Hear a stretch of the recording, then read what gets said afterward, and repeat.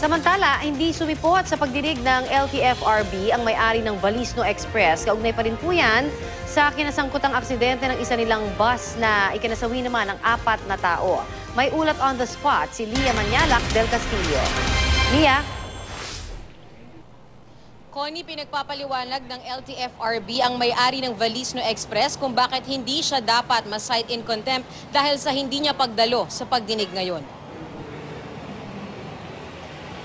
No-show sa pagdinig sa LTFRB si Ginang Rosalinda Valisno, may-ari ng Valisno Express, na nadawit sa aksidente nitong Miyerkules sa kahabaan ng Quirino Highway. Sabi ng abogado na ipinadala niya na si Attorney Francisco Blanes, stressed daw ito kaya't hindi nakarating. I was informed na hindi siya makakadalo ngayon dahil under stress dahil sa aksidenteng ito. Hindi ko lang alam kung nasaan siya. Pero dahil walang naipakitang medical certificate ang abogado, naglabas ng show cause order ang LTFRB para magpaliwanag sa loob ng 24 oras si Ginang Valisno kung bakit hindi siya dapat ma-cite in contempt. Hindi rin nakapagsumite ng kanilang paliwanag ang Valisno kung bakit hindi sila dapat masuspinde, kaya't nananatili ang suspension order sa kanilang buong fleet. Sa 62 nasuspending bus nila, 7 raw ang phase out na. Sa natitirang mahigit 50 plaka, 49 lang ang naisurrender ng Valisno sa LTFRB. Lumalabas kasi na may mga iba pa silang huli at nasa LTO o MMDA ang ilang plaka nila. Kinwestiyon din ng LTFRB kung bakit iba ang pangalan ng operator na nakatatak sa mga bus ng Valisno. Nakalagay kasi na operated by Gaseco. Pero hindi ito nasagot ng abogado dahil kahapon lang daw siya kinuha para dumalo sa hearing ngayon. Duda si LTFRB Chairman Attorney Winston Hines dito, lalo't lumalabas na sa mahigit 4 na milyong pisong kinita ng Valisno noong nakaraang taon ay 42,000 pesos na lang ang idineklara nilang net income. Baka ang nangyayari po ron, iba na ang kumikita. Iba na nagre-report ng income. Baka yung Gaseco Corporation, yun na yung nag-i-income at hindi na si Mrs. Valisno. And that is a no-no. Because the liability and responsibility is still rests with Mrs. Valisno, who is the registered owner and the franchisee. Walang legal standing sa amin yung Gaseco Corporation. Sinubukan namang linawin ng LTFRB board sa Valisno kung ano ang tunay na kwento ng aksidente base sa naarestong driver na si George Pasis, pero hindi pa raw nila ito nakakausap. Aminado rin ng Valisno na 1 beses lang kada taon silang magpa-drug test sa kanilang mga empleyado. Sinabi naman ng LTFRB na walang dahilan para mag-alala ang mga apektadong driver ng Valisno, lalo na kung sumusunod raw ang Valisno Express na buwanan dapat silang sumusweldo.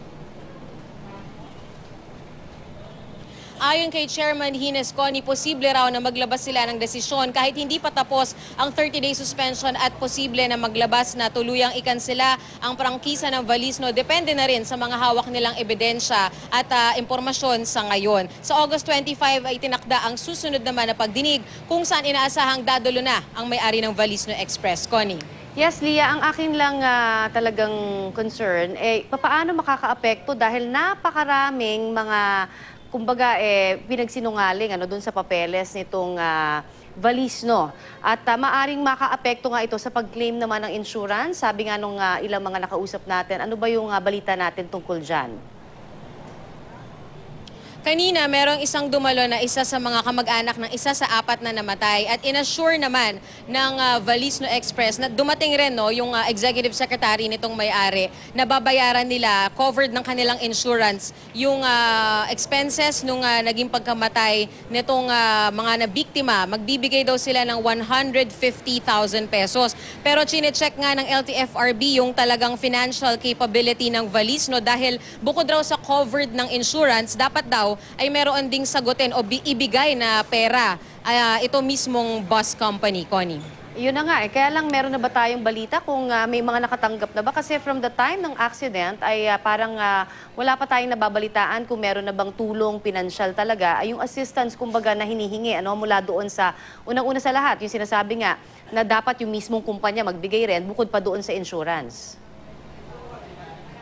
So far, Connie, yung isa na dumating kanina, hindi pa siya nakakakuha. Yung funeral expenses ng kanyang namatay na kapatid, sinagot daw ng employer ng kanyang kapatid. Sinabi kanina ng executive secretary na magmi-meeting daw sila at nangako na bukas daw sila magbibigay. Sinasabi naman nung taga Valisno na sinagot na raw nila lahat ng mga hospital expenses ng mga 19 naman na nasugatan. Pero Connie, wala tayong assurance talaga dahil yun lamang ang statement na nanggagaling dun sa representative ng Valisno na dumating kanina.